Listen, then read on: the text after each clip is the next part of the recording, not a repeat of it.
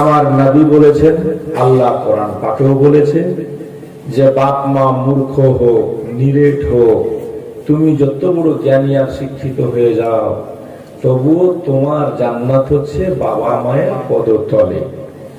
বাপ হলো জান্নাতের দরজা, মা হলো জান্নাত। মাকে কষ্ট দিও না, বাপকে দুঃখ দিও না। বাপ মাকে আঘাত দেওয়া কথা তোমার জন্য বলা চলবে না।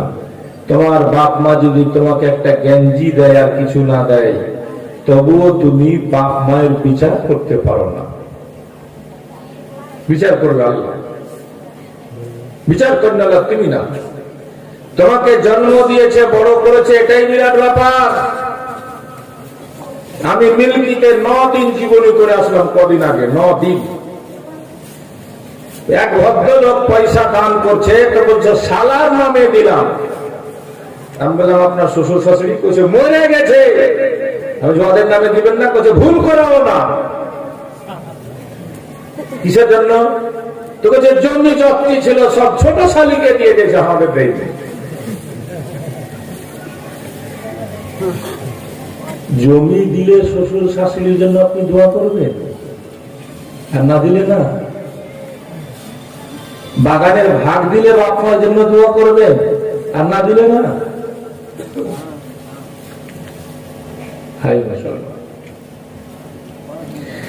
আল্লাহ তাআলা বলেন কোরআন শরীফের মধ্যে, ওয়ালা তাকুল লাহুমা উফফিন ওয়ালা তানহারহুমা ওয়া কুল লাহুমা কওলান কারীমা।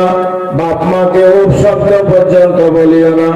যখন কথা বলো নম্র ভাবে, ভদ্র ভাবে বাপ মায়ের সঙ্গে কথা বলো।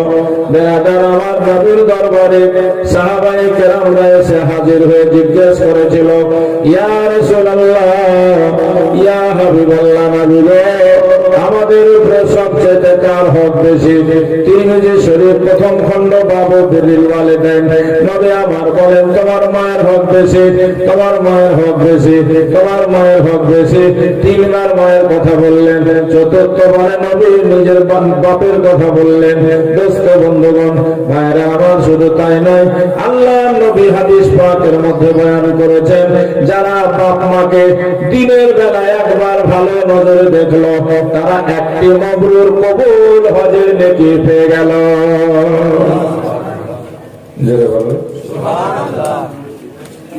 বুড়ো হয়ে গেলে মানুষ দেখতে রাজি নয় বাপ মাকে, কিন্তু নবী বলছেন বাপ মাকে যারা একবার ভালো নজরে দেখলো, একটা হজের নেকি, কবুল হজের নেকি পেয়ে গেল।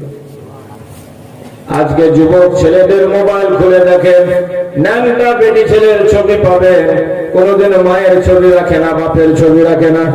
কথা ঠিক না বলুন? এই মুসলমান ছেলেরা, একটা ছেলে বাড়ি থেকে যখন বের হয়, বাপের আশীর্বাদ, মায়ের দোয়া নিয়ে যদি বের হয়, প্রত্যেকটা কাজে সাকসেস হবে, প্রত্যেকটা কাজে কামিয়াব হবে।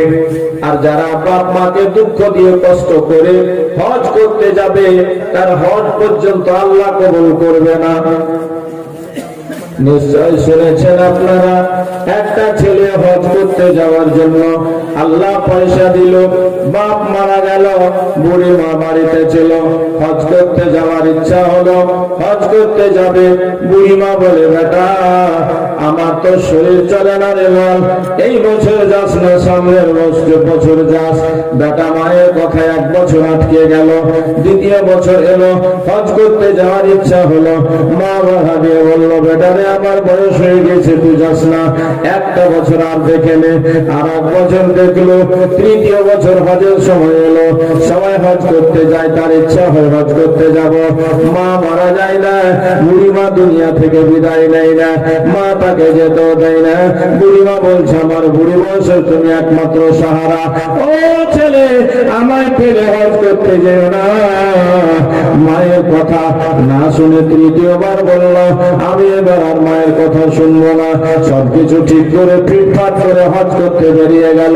সেই জামানায় পায়ে হেঁটে হজ হতো, ঘোড়াতে চেপে হজ হতো।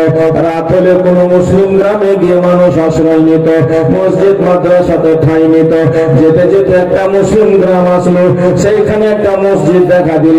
ওই মুসাফির লোকটা, হজ করতে যাওয়া লোকটা মসজিদের কোনায় বসে বসে নফল নামাজ পড়তে লাগলো, আল্লাহ তাসবিহ তাহলিল করতে লাগলো। বাড়ি থেকে যখন বেরিয়েছিল, বুড়িমা আঘাত পেয়ে, দুঃখ পেয়ে, কষ্ট পেয়ে, মাবুদ গো আমি দাঁড়াতে পারি না, আমার ছেলেকে মানা করলাম শুনলো না, হজ করতে চলে গেল। মায়ের মুখ থেকে বেরিয়ে গেছিল, আল্লাহ তুমি আমার ছেলের হজ কবুল করিও না। মায়ের দোয়া কেমন হয়? ছেলেটা মসজিদে রাত কাটাচ্ছে, নফল নামাজ পড়ছে, হঠাৎ মসজিদের পাশে একটা বাড়িতে চোর ঢুকে গেছে। কি ঢুকেছে? চোর ঢুকে চুরি করে বের হচ্ছিল। একটু আওয়াজ বলা ভাই। চোর ঢুকে চুরি করে বের হচ্ছিল, বাড়ির লোক আওয়াজ শুনতে পেল, সারা শব্দ পেয়ে চোর চোর আওয়াজ করতে লাগলো। সবাই গ্রামের লোক জেগে গেল, চোর ধরো, চোর ধরো। চোর তখন বাঁচার জন্য চালাকি করে দেখতে পেল মসজিদের ভিতরে একটা লোক বসে আছে, চুরি করা মালটিকে ধামাস করে মসজিদে ফেলে দিয়ে মানুষের মধ্যে সেও ভুলে মিলে গেল, ঢুকে গেল। সেও চিৎকার করতে লাগলো, চোর ধরো, চোর ধরো। কে বলছে কোন দিকে গেছে, কেউ বলছে ডানে গেছে, কেউ বলছে বামে গেছে। যে আসল চোর ছিল সে মসজিদে যখন মাল ফেলেছে একটা আওয়াজ হয়েছে, লোকেরা বলছে মসজিদে দেখো তো চোর হয়তো মসজিদে ঢুকেছে। দেখতে পেল সত্যি একজন কোনাতে লোক বসে আছে, তাসবিহ তাহলিল করছে, কিন্তু সেটা চোর নয় বাবা। কিন্তু পাবলিক তো বুঝে গেল এই বেটা চুরি করে সে মারের ভয়ে নামাজ পড়তে শুরু করেছে। ধরা পড়ে গেল পাবলিকের হাতে। পাবলিকের হাতে ধরা পড়তে নাই, বাজারে মার শুরু হয়ে গেল তার উপরে। কেউ বলে না বাঁচাও, সবাই বলছে মারো। এত মেরেছে মেরেছে, মারতে মারতে দোস্ত তাকে নিয়ে যাওয়া হলো মুসলমান কাজীর কাছে। মুসলমান কাজী ফয়সালা দিল। চোরের ফয়সালা কোরআন মতে, চোর আর চোরনি যদি চুরি করে ধরা পড়ে হাত দুটো কেটে দিতে হবে। হাত দুটো কেটে নেওয়া হোক। হাত দুটো কেটে নেওয়া হলো, মুখে কালি লাগিয়ে দিয়ে গাধার পিছনে তাকে বুঝে পিছনে পিছনে ঢোলে বাড়ি দেওয়া হচ্ছে আর এলান করা হচ্ছে, ও ভাইরা এরপরে যারা চুরি করবে তার এরকম শাস্তি হবে দেখে নাও, এই সাজা হবে দেখে নাও। দোস্ত বন্ধুগণ সবাই তার পিছনে পিছনে যায়, এমনি করে এলান করে। আর ও বেচারা তখন বাধ্য হয়ে বলছে, ভাইরা গো আমার একটা কথা তোমরা শোনো, তোমরা এলান করলে এটা এলান করো, যে মায়ের কথা না শুনে হজ করতে যাবে তার এই সাজা হবে। মা কি জিনিস? মা, ছেলে মাকে ভালোবাসো আর নাই বাসো, মা কিন্তু ছেলেকে ভুলতে, ছেলে মাকে খেতে দেখ আর নাই দেখ। ছেলেটা যদি কষ্ট পায় তো মায়ের মনে আগে আঘাত হয়, ছেলেটা যদি মারা যায় মায়ের চোখ দিয়ে সারা জীবন টস টস করে পানি পড়তেই থাকে। ওই জন্য মায়ের কথা বলে কেউ লিখেছে, মায়ের কাঁদন যাব যে